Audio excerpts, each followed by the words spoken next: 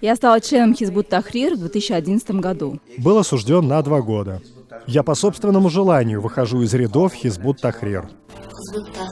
Я поняла, что идеи, которые ставят перед собой члены Хизбут-Тахрир, неверные.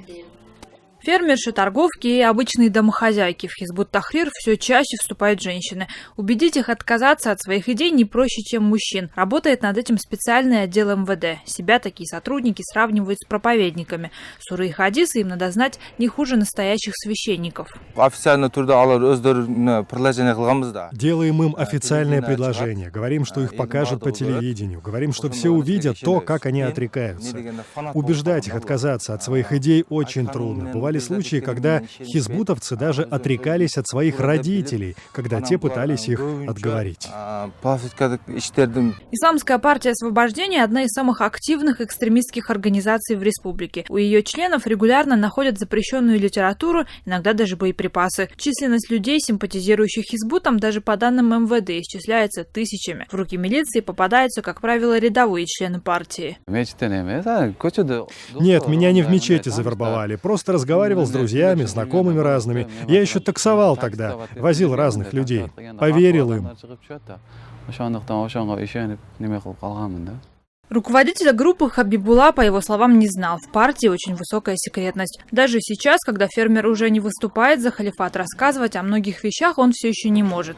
Экстремистскими идеями отец 4 детей увлекся в самые трудные времена. Именно в таких ситуациях хизбуты чаще всего людей вербуют.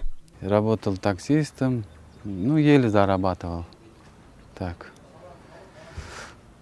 Жизнь была трудная. Что-то хорошего искал когда-то, вот, кто поможет, как поможет, хорошего слова, чем поможет так, или что-нибудь изменится в жизни, что-то думал так.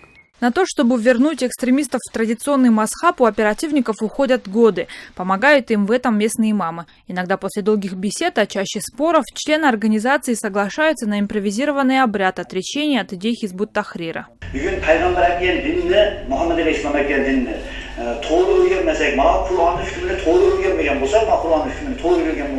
Насколько искренне бывшие хизбуты отрекаются от своих идей, непонятно. Иногда в этом сомневаются даже сами оперативники. Нынешние члены партии вообще потенциальные боевики, которые запросто могут поехать, например, в Сирию. Хизбут-тахрировцы больше, чем другие экстремисты, интересуются политикой, делами государства, деятельностью правительства. При этом они настоящие фанатики, могут пойти даже на джихад. А еще, по некоторым данным, члены Хизбут-Тахрира все чаще переходят в исламское движение Узбекистана, другую экстремистскую организацию, считающуюся одной из наиболее опасных в Кыргызстане. Джибек Бегалиев, Азат Антымаков. Настоящее время. Джалабадская область. Кыргызстан.